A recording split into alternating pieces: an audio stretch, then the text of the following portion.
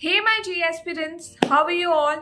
Hope you all are doing good. तो अगर आपकी तैयारी अच्छी नहीं भी चल रही है तो इस वीडियो के बाद तो डेफिनेटली चलेगी यार, क्योंकि पिछले वीडियोस में हमने बात किया था इजी किल टॉपिक्स। मैंने बात की थी केमिस्ट्री के इजी किल टॉपिक्स की। मेरे बाकी दोस्तों ने फिज़िक्स और मैथ्स को भी कवर किया है। तो अब बात कर लेते हैं यार कि वो जो मैंने 8 से 9 चैप्टर्स बताए थे जिससे आपके 30 से 40 मार्क्स बन जाते हैं, सोर्सेस क्या हैं, कहाँ से हम इन सारे टॉपिक्स को कवर करें। तो यार एक ही सोर्स है, वो है NCERT, जिसे हमें रिगरसली फॉलो करना है। मगर अब कैसे फॉलो करें, कैसे शॉर्ट नोट्स बनाएं, क्योंकि जेई मेन भी 2 बार होगा और जेई एडवांस भी हमें देना है और वो सारे टॉपिक्स काफ़ी इजी होते हैं और बार बार उन्हें रिवाइज करने की ज़रूरत पड़ती है। तो यार सही तरीका ये है कि हम पढ़कर एक बार शॉर्ट नोट्स बना लें उनके। लेकिन कैसे पढ़ें NCERT से, कैसे बनाएं शॉर्ट नोट्स? तो कई सारे स्टूडेंट्स क्या करते हैं कि किसी चैप्टर को पहली बार पढ़ रहे हैं और पहली बार में ही शॉर्ट नोट्स बनाने शुरू कर दिए। जैसे एक पेज पढ़ा, उसका शॉर्ट नोट्स बना रहे हैं उसके।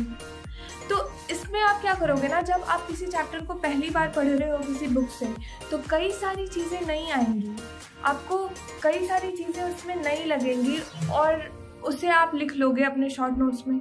तो लास्टली आप क्या करोगे, शॉर्ट नोट्स के बजाय एक मोटी सी बुक बना दोगे। तो ये गलती नहीं करना यार। अगर किसी चैप्टर को पहली बार पढ़ रहे हो ना, तो टाइम दो खुद को, अच्छे से समझो, एक एक लाइन को समझो, अंडरलाइन करो, उसे इनकलकेट करने की कोशिश करो।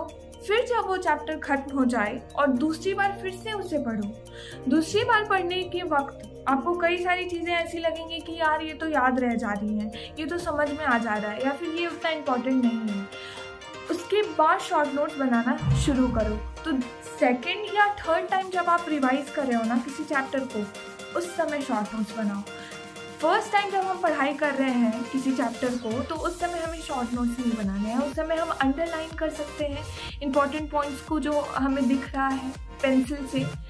और सेकेंड टाइम जब हम करते हैं तो उस पेंसिल से अंडरलाइन लाइन्स हम मिटा भी सकते हैं अगर वो ज़्यादा इंपॉर्टेंट ना लग रही हो तो सेकेंड या थर्ड टाइम हम बनाएंगे शॉर्ट नोट्स। एक और बात मेरे को शेयर करनी थी कि केमिस्ट्री के लिए मैं एग्जाम्पलर प्रेफर करूँगी कि आप ज़रूर सॉल्व करो, क्योंकि ऐसे कई बार खासकर फिजिकल केमिस्ट्री में ये देखा गया है कि एग्जाम्पलर से डायरेक्ट क्वेश्चंस पूछ देते हैं। अब थोड़ा डेप्थ में जाते हैं।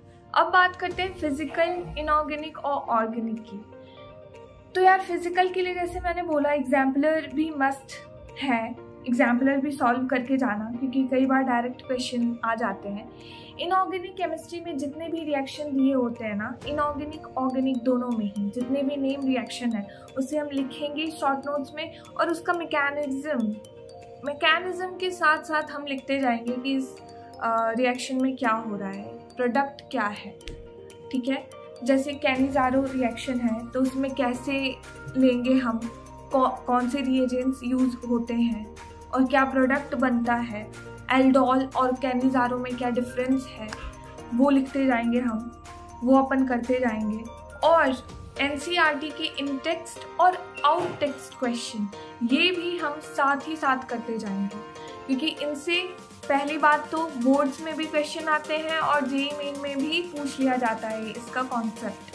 पिछले बार का भी अगर आप प्रीवियस ईयर सॉल्व कर रहे होंगे तो आपने देखा होगा कि इनऑर्गेनिक केमिस्ट्री में खासकर इन टेक्स्ट क्वेश्चन कई सारे पूछे गए। बीच बीच में डू यू नो जो कॉलम बना रहता है उसे भी हम लिखते जाएंगे और समझते जाएंगे अच्छे से, उन्हें भी हम शॉर्ट नोट्स में इंक्लूड कर सकते हैं। उसके बाद आप अपने लेवल पे, आपको अगर फील होता है कि ये चीज़ मैं पर्टिकुलरली भूल रहा हूँ या भूल जा रही हूँ, तो उसे भी शॉर्ट नोट्स में इंक्लूड करो। शॉर्ट नोट्स का मतलब होता है कि एक समरी हुई एक चैप्टर की, जिसे आप रिवाइज कर लो और आपकी सारी चीज़ें हो जाए, ना कि आपको पूरा एक कोई पैरा लिख देना है या फिर पूरा छाप देना है एक बुक। आपको बुक नहीं बनानी है, आपको शॉर्ट नोट्स बनाना है, तो इस पर आप फोकस करो।